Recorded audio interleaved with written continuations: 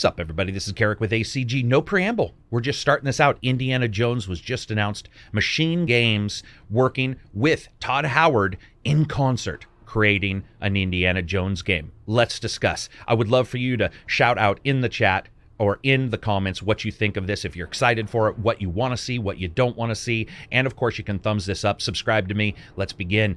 So the announcement came out today, a little short trailer that just basically said they are now announcing that Machine Games is working with Todd Howard, Bethesda, to create this title. This is the reason why I'm excited for this.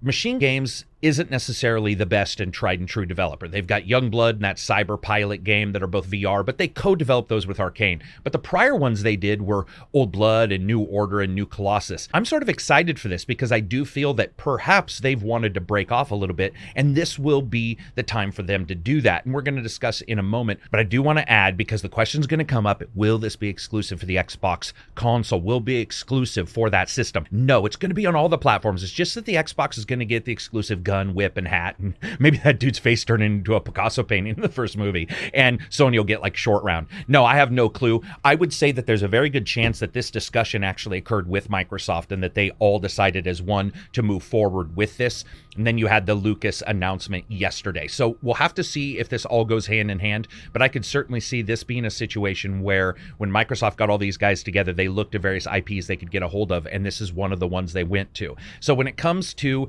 what is going to be exclusive, what is not timed exclusive, the result is going to be pretty much the same. Regardless of exclusivity, it's going to be on Game Pass day one, and my friends, that is a deal. So let's move on to what this can be. When you look at it, I would say you have all of these various different things. This is a far cry from that shit engine demo that we saw on the 360 and that they showed. Here you're going to be able to explore new locations. You're going to be able to use rafts as parachutes. Sky's the limit for this title.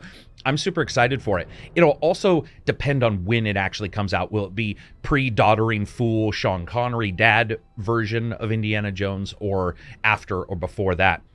Now, this does directly run into two parts of competition. You've got your Uncharted and you've got your Tomb Raider. I think with Uncharted, over the course of the movies of Indiana Jones and the games, they've somewhat stayed true to it being non-homicidal in his roots, where Uncharted might as well just be the Matrix with the amount of bullets that they spew out.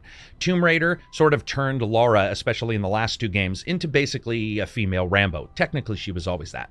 And where you have a difference is that Indiana Jones, for the most part, is usually killing people in self-defense. Not always, but most of the time. And in fact, it's usually a comical thing that ends up somebody dying, like their face melting, or some other thing that occurs. But for the most part, it's usually him just, the tomfoolery of him doing various adventures, and those adventures going wrong, and people randomly dying from it. Usually those people dying are Nazis. I would say 99% of the time they are. You're looking at a competition between these two. And as you guys know, I'll break this down a little bit more in the next section where we do the podcast breaking it down. But in the news itself, you've got those two bits of competition. You've got your Tomb Raider, your Uncharted. The biggest thing I want to say, though, and it's got to be said, for voice acting, just stay away from Harrison Ford. Harrison Ford has stamped his expiration date multiple times. That dude has basically crash landed his airplane more times than he has successfully flown. He is not long for this earth in 2020 or 2021. However, Anthony Gruber, the spectacular voice actor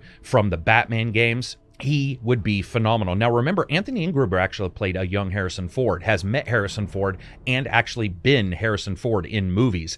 Additionally, he does spectacular voice work.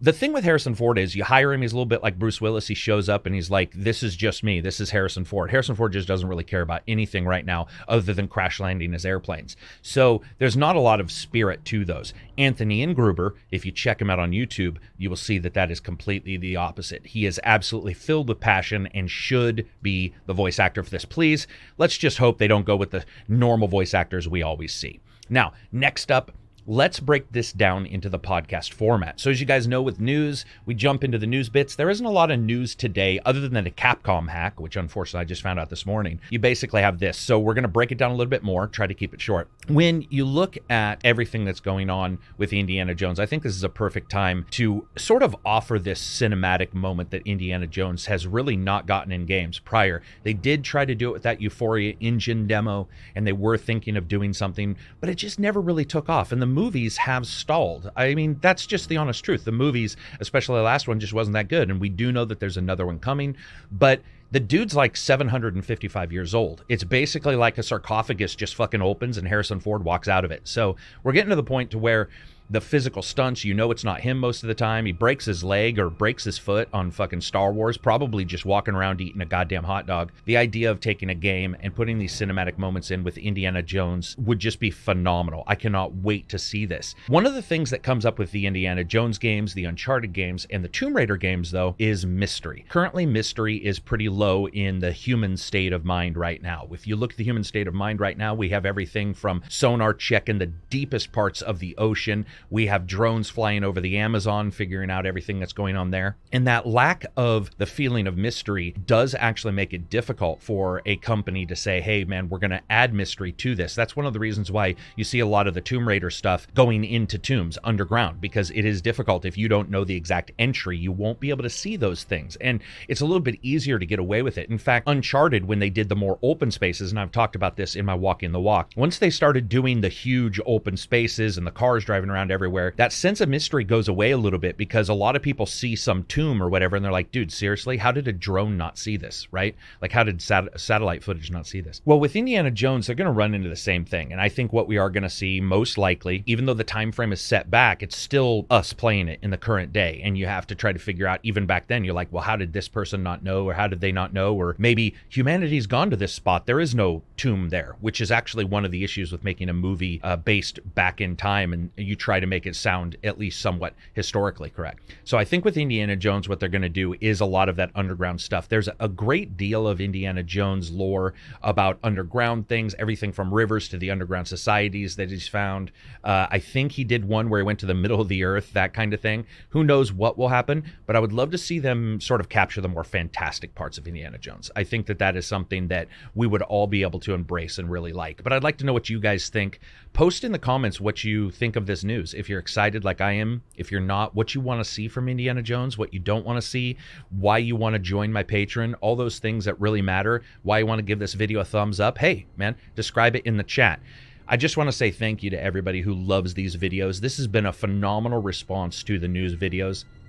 Breaking it down, having a little bit of a news blurb, and then going into that podcast format has really helped. A lot of people have dug it. Anyway, that's it for me. Hope to see you on the other side. Peace out.